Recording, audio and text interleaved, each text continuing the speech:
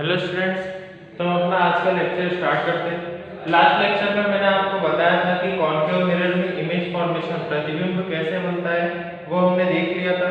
ठीक है, मैंने आपको टेबल एक बताई थी, वो टेबल आपको पढ़नी थी। उसी टेबल पे ये सारे जितने भी यहाँ पर रूल्स दिए हुए हैं, जिस तरीके से इमेज फॉर्मेशन होता है, प्रतिबिंब बनता है, वो सब उसमें दिए हुए हैं।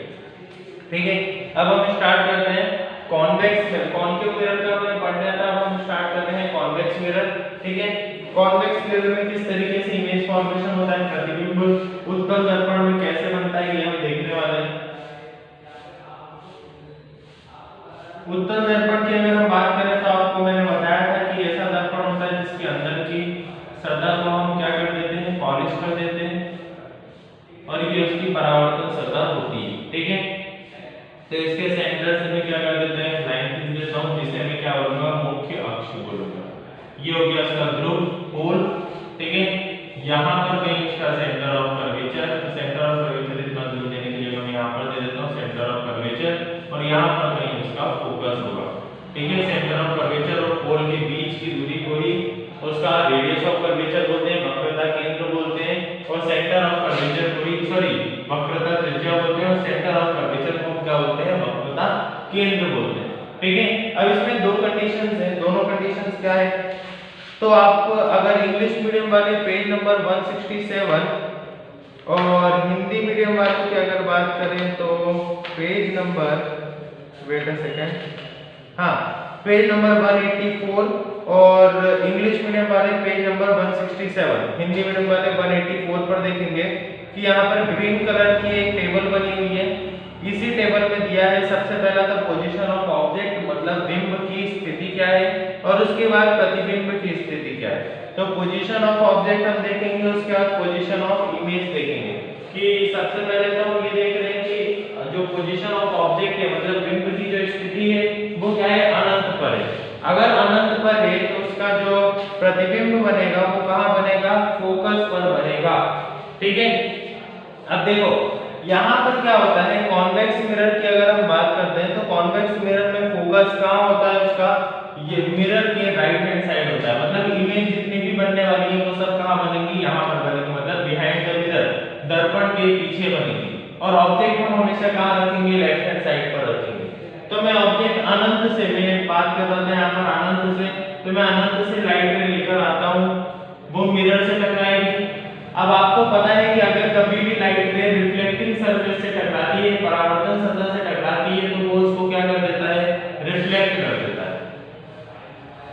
ठीक है, वो उसको क्या कर देता है, रिफ्लेक्ट कर देता है। इसी के बीच में नॉर्मल होता है, तो हमें ये तो पता है। लेकिन कभी भी अगर मुख्य अक्ष के समांतर आती है तो वो कहां से आती हुई दिखती है, हमें फोकस से आती हुई दिखती है। ठीक है, कहां से आती हुई दिखती है, फोकस से। अगर मैं यहां से देखूंगा तो मुझे ये लाइट दिखेगी, और ये प्रकाश की किरण कहां से आती हुई दिखेगी, फोकस से आती हुई दिखेगी। तो ये हमारा पहला रूल हो गया कि हमने क्या बोला कि अगर कभी भी लाइट रे अनंत से मिरर पर पड़ती है, दर्पण पर पड़ती है, तो वो उसको परावर्तित कर देता है। लेकिन यही परावर्तित किरण हमें एक बिंदु से आती हुई दिखती है, जिसे हम फोकस बोलते हैं। ठीक है, दूसरी भी लाइट रे मैं यहाँ से लेकर आता हूँ, जैसे ही यहाँ पर जाएगी तो वो क्या हो जाएगी, यहाँ से परावर्तित हो जाएगी। लेकिन ये कहां से आती हुई दिखेगी, हमें एक बिंदु से आती हुई दिखेगी, जिस बिंदु को मैं क्या बोलता हूँ, फोकस। अब आप देखो प्रकाश किरणों का जो इंटरसेक्टिंग पॉइंट है, मिलने का पॉइंट है, वो कहाँ है, इसके बीच में फोकस पर है। तो इसकी जो इमेज बनेगी वो कहाँ बनेगी, फोकस पर। मतलब जब हमने बिंब, जब हमने कहाँ रखा था, अनंत पर रखा, तो हमें प्रतिबिंब कहाँ मिला, प्रतिबिंब कहाँ मिला हमें, फोकस पर। हिंदी में से क्या बोलते हैं हम, फोकस बोलते हैं। बिंब अगर हम अनंत पर रख रहे हैं तो उसका प्रतिबिंब हमें कहाँ मिलेगा, फोकस पर मिलेगा। मैं इस तरीके से एरो बना देता हूँ, जिससे सिंपल ओवर की लाइट कहाँ जा रही है आपको समझ में आ जाए। ठीक है, तो फोकस से निकल रही, इसलिए हमें क्या लगेगा, यहाँ पर प्रतिबिंब हमारा कहाँ बनेगा, फोकस पर बनेगा।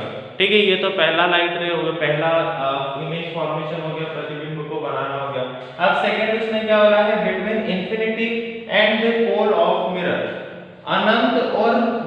के बीच में आप कहीं पर भी ऑब्जेक्ट को रख दो। ठीक है, तो ये वाला आप नोट कर देना, इसलिए मैं थोड़े चेंजेस करके बनाता हूं।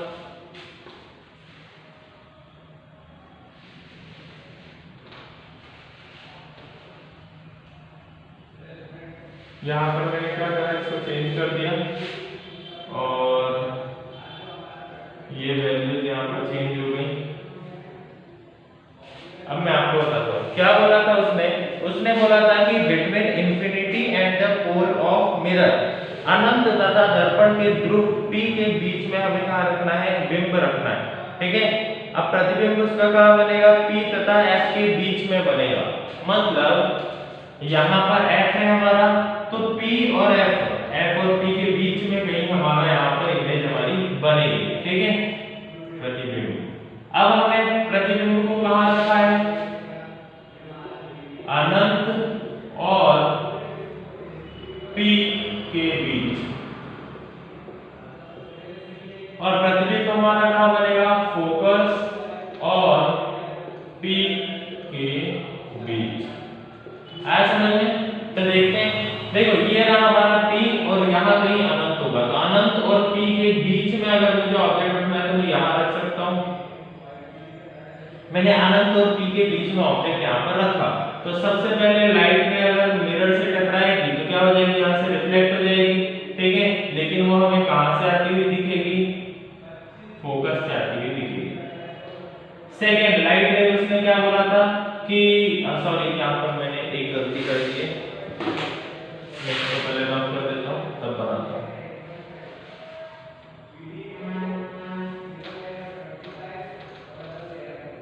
ठीक है, अब मैं बनाता हूँ यहाँ पर। सबसे पहले अगर लाइट यहाँ से जाएगी तो यहाँ जाएगी मिरर पर टकराएगी, और मिरर से टकराने के बाद क्या हो जाएगी, रिफ्लेक्ट हो जाएगी। लेकिन हमें कहाँ से आती हुई दिखेगी, वो फोकस से आती हुई दिखेगी। सेकंड, लाइट कहाँ से जाएगी, सेंटर ऑफ कर्वेचर से, तो मैं यहाँ से बना देता हूँ, कुछ सेंटर ऑफ कर्वेचर से जाएगी। ठीक है, सेंटर ऑफ कर्वेचर से जाएगी। तो देखो लाइट रे सेंटर ऑफ कर्वेचर से गई, तो इन दोनों का इंटरसेक्टिंग पॉइंट हमें कहाँ मिला, यहाँ पर।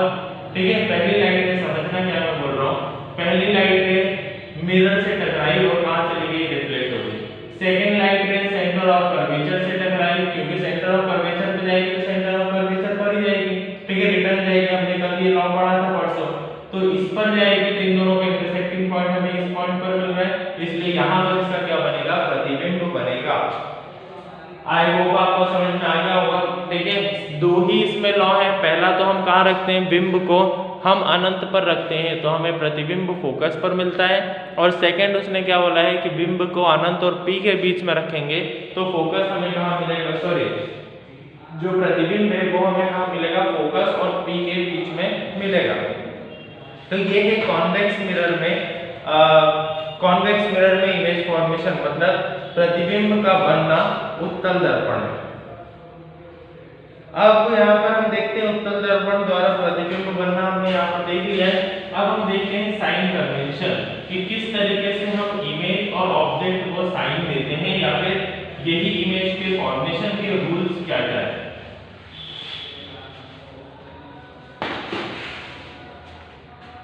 अगला टॉपिक जो हम पढ़ रहे हैं,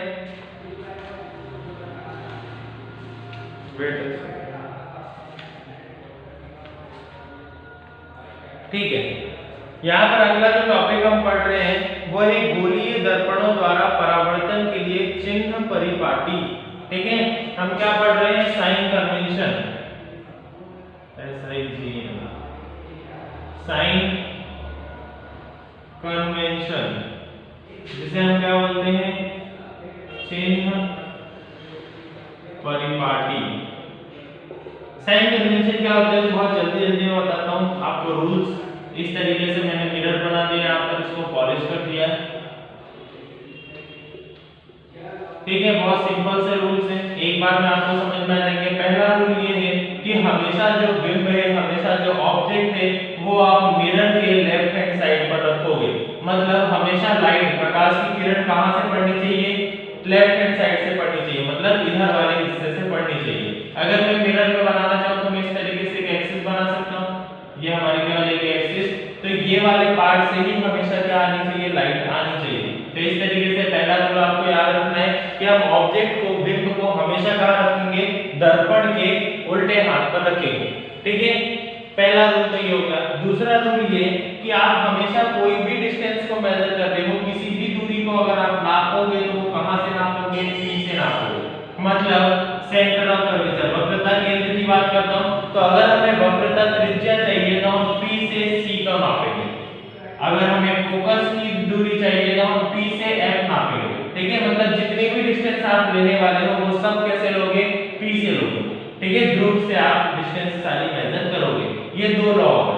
तीसरा रूल उसने क्या बोला था कि हमेशा मिरर के उल्टे हाथ पर जितनी भी चीजें हैं वो सब होंगी माइनस, और सीधे हाथ पर जितनी भी चीजें हैं वो सब क्या होंगी, प्लस।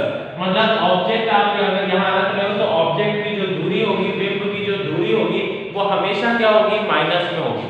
अगर आपकी इमेज भी यहीं बन रही है तो इमेज भी आपकी माइनस में होगी। अगर आपकी इमेज यहाँ बन रही है, जैसा हमने कुछ केसेस में देखा कि मिरर के पीछे साइड इमेज इधर साइड बन रही है राइट हैंड साइड, तो हमेशा वो क्या होगी, प्लस होगी। ये तीसरा लॉ है। चौथा लॉ क्या बोलता है कि जब भी आप मान लो आपने ऑब्जेक्ट की हाइट दी है, हमने देखा है बहुत बार कि ऑब्जेक्ट हम ऐसे रखते हैं तो इमेज हमारी यहाँ पे बनती है, ठीक है। या फिर सेंटर ऑफ कर्वेचर पे जब हम ऑब्जेक्ट रखते हैं तो इमेज हमारी नीचे बनती है।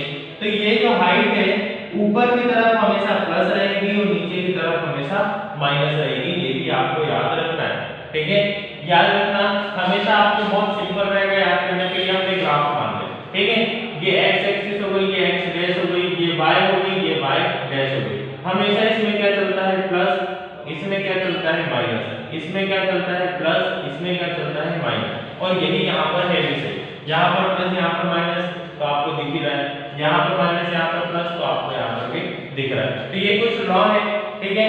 इन नियमों को हमें पालन करना पड़ेगा। एक बार मैं रिपीट कर देता हूँ। पहला लॉ ये है कि आपको ऑब्जेक्ट को हमेशा लेफ्ट हैंड साइड पर रखना है, ठीक है। उल्टे हाथ पर ही रखना है, मिरर के उल्टे हाथ पर। प्रकाश की किरण हमेशा उल्टे हाथ से आनी चाहिए।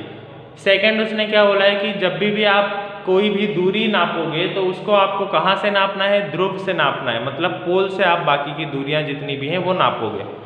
थर्ड उसने क्या बोला है कि यहाँ पर जितने भी मिरर के उल्टे हाथ पर आप रखोगे, ऑब्जेक्ट हो या फिर कुछ भी हो, वो सब क्या रहेंगे, नेगेटिव रहेंगे। और जितने भी इसके पीछे रहेंगे, मतलब मिरर के पीछे साइड रहेंगे, प्लस रहेंगे। मतलब राइट हैंड साइड सब प्लस रहेगा और लेफ्ट हैंड साइड सब माइनस रहेगा। आगे बढ़ते हैं तो यहाँ पर हाइट की जब बात होती है तो मुख्य अक्ष के ऊपर जितनी भी दूरी रहेगी वो प्लस में रहेगी और मुख्य अक्ष के नीचे जितनी भी दूरी रहेगी वो माइनस में रहेगी। तो अपने लेक्चर को यहीं पर ख़त्म करते हैं। कल मैं आपको इसी से रिलेटेड कुछ न्यूमेरिकल्स बताऊंगा। Thank you.